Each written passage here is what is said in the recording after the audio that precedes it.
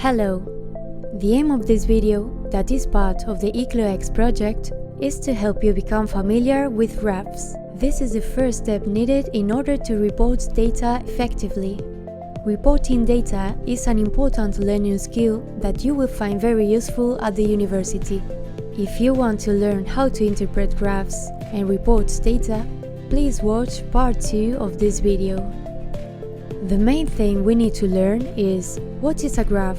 A graph can be defined as a diagram that shows the relationship between two variables. These variables are measured along one of a pair of axes at right angles. You can see an example of a graph here.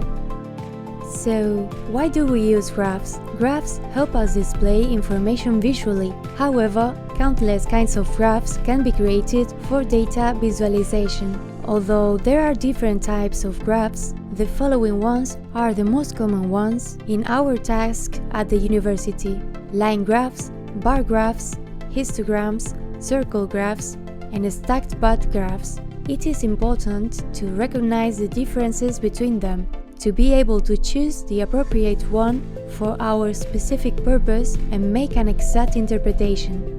Line graphs are used to display continuous data. Trends over time are typically demonstrated on this kind of graph. In this case, x-axis shows the period of time and y-axis represents the variable which is being measured.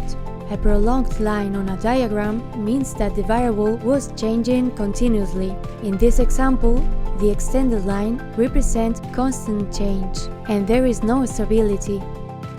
On a bar graph, each bar represents a certain quantity. Bar graphs are good tools to use when different values are being compared to each other. If the agents on the x-axis are independent ones, like in this case the different colors, it is impossible to match them with a prolonged line. This is because there is no continuity in the variable. There is no continuity between red, blue, green, yellow, and pink. Histograms are special bar graphs used to represent the frequency of score occurrences in a continuous data set. Take a look at this graph. There is no space between the bars. This indicates continuity. In this case, the number of passengers. If the intervals are different on the x-axis, the width of the columns can represent the size of the sections. Circle graphs or pie charts are used to show the percentage of an item to the whole. This graph shows the favorite ice cream flavors of a group of people. It is not practical to use more than 4 or 5 segments on one circle graph. Users find it difficult to interpret graphs with more segments. The stacked bar graph allows part-to-whole comparisons and comparisons across categories. Each bar represents a whole, and each segment in a bar represents different parts of that whole.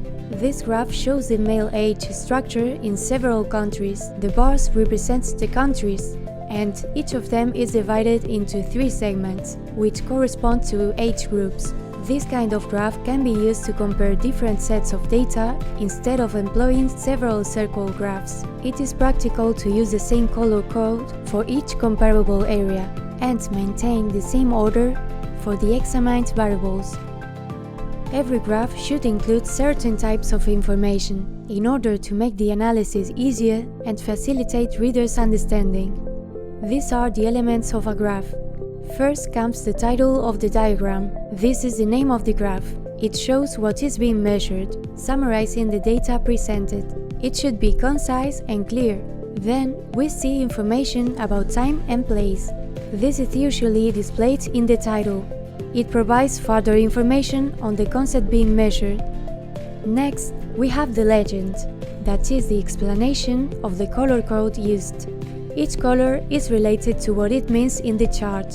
In this example, the legend explains that each color represents a country. After that, you can see the title of the axis. This must include the name of the variable and the units of measure or scales, which is the dimension of the variables. And finally, don't forget proper quotation. It is crucial to mention the source from where you have obtained the information. We hope that you have found this video useful. Thanks for watching, and remember, you can check our channel for more information.